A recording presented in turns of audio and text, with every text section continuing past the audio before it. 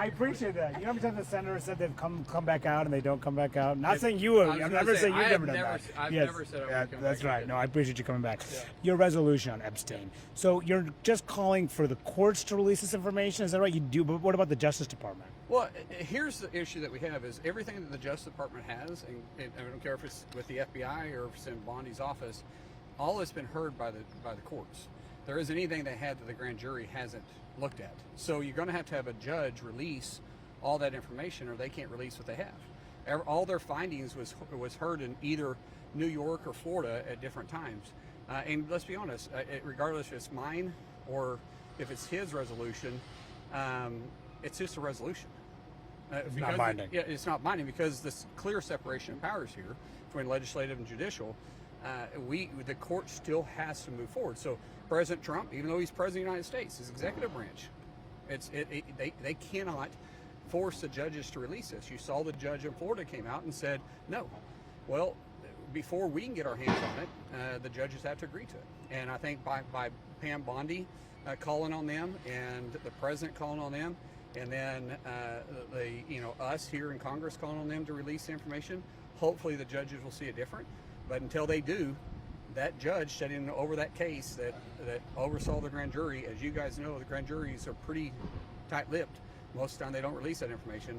That's all our resolution does is say, hey, please release this stuff. Would it be helpful if the Justice Department just released all the information it has? I don't think that, like I said, I don't think they can because all the information they have had been heard by the court.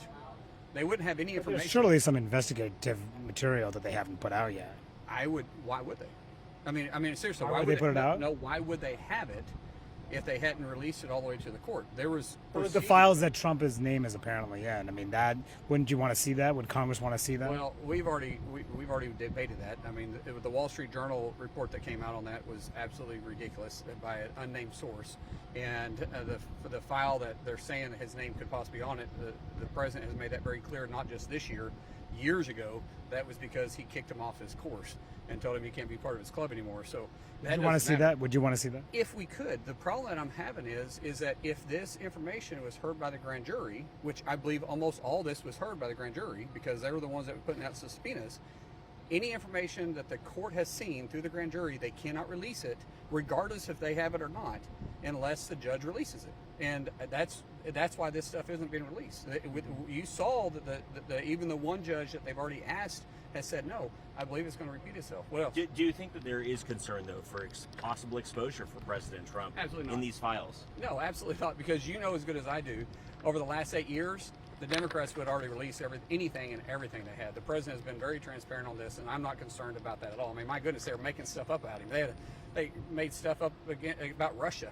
Why would they go after Russia if they had something like him on Epstein?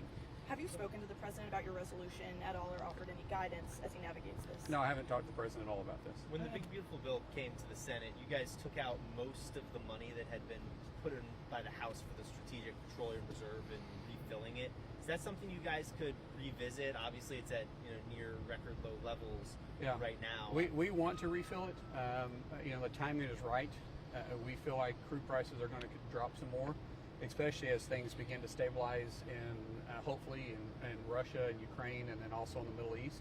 We think the crude prices will drop. When the crude prices drop, then that's when we want to purchase and fill the reserve back up. And would that involve appropriations from you guys or some possibly sort of legislation? Possibly. We've been working with the White House on that to find out what they would need from us. Through the Department of Defense, because it's a national security interest, and because it is a national security interest, even outside of the Department of Defense, there's monies that could be put in there without us having to appropriate anything.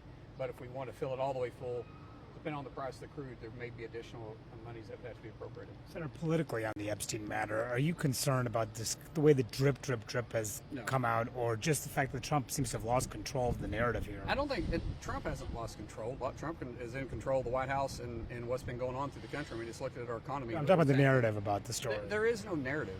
The Democrats have been trying to make this whole thing about transparency, and it's a joke.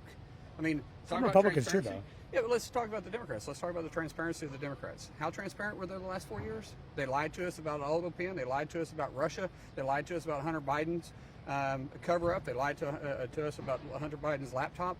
There was no transparency. Now all of a sudden they want to take this high ground and say transparency. President Trump has been very clear about this. Epstein from the beginning. He has called on all the information to be released. What else could he do? It's a clear separation of power between the executive, between legislative, and judicial. And we're equal co-branch. We can't force another branch to do something that's outside the Constitution. The judicial controls the Epstein files. They control the Epstein case. We can't force them to do it. We can call upon them to do it like the president has done. What else can he do? If you guys can think of something else, let me know. There's reason. Sorry? Do you have confidence in Dan Bongino? Do you feel like he kind of blew the situation up? No, I like Dan. He's a good guy. In terms of the big beautiful bill, if Congress does stay here over the month of August, are you concerned that you won't be able to get home and sell this to your constituents? Recent polls show it's not terribly popular. You haven't polled Oklahoma. Oklahoma is very popular in Oklahoma, and President Trump's very popular in Oklahoma, and so it's not for us to sell. For me, I'd love to be back in Oklahoma and not here. Not to mention, I mean, I love you guys, but I love my family more. So, will you be doing any events, whether in Oklahoma or with other senators around the country during August? We have a very busy schedule through August. Plus, I try to get a little bit of family time before my kids go back to school. But I think they go back to school the 17th, and my college boys go back to school, I think, on the 21st or 22nd. I don't actually know when they go back, actually. Were you disappointed Laura Trump decided not to run in North Carolina? She'd been a great asset here, but all of us that have a family understand it's very difficult. There's a reason why there's only a few of us. I think there's 5 or 6 of us, maybe 7 of us now, that actually have kids, and it's difficult to be a dad or a mom and run the schedule we have to run up here in the Senate. So I think the family consideration, I haven't talked to her about it, but I bet you the family consideration played a big role in that. Are Republicans concerned about Roy Cooper? I don't know. I haven't looked into him at all. I mean, I would say concern. We'll do opposition research on everybody, but North Carolina, we always knew was going to be a battlefield. We expect that still to be true, and we're not gonna lose it. As a former MMA guy, what's your reaction to the Hulk? I was sick about that. I was sick about that. I was surprised.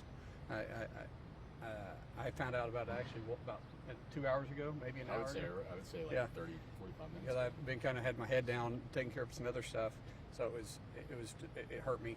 I grew up with the guy, right? I had his little action figures, and I was never a Hulkster, but I might have tore my shirt a few times pretending to be him. Might have threw a couple of friends over their head, and I might have got thrown a few times, all of us pretending to be Hulk growing up. So it's kind of hard to see a dynasty like that leave. Had you met him, the RNC and other Yes. places? Yeah. I mean, what does this mean for the cultural loss for Republicans? People come and go in the world, and it hurts. I think one of the biggest things that I fear is getting old.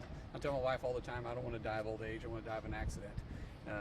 Because it's hard. It's hard to see ones that we grew up with, and especially ones we love, go through something. And I guess, if you're going to go, he did it his style. He sure didn't suffer. He went pretty quick, is the way I understood it. So I feel sorry for his family right now, and because that's a big loss and a big hole to anybody that you have with that kind of personality. When I met him, he was I don't know if he's on character 24/7 or not, but he was just like what you see on TV when I first met him. So I thought it was surreal, and his hand was huge. Thanks for your time. Appreciate it. Have a good weekend.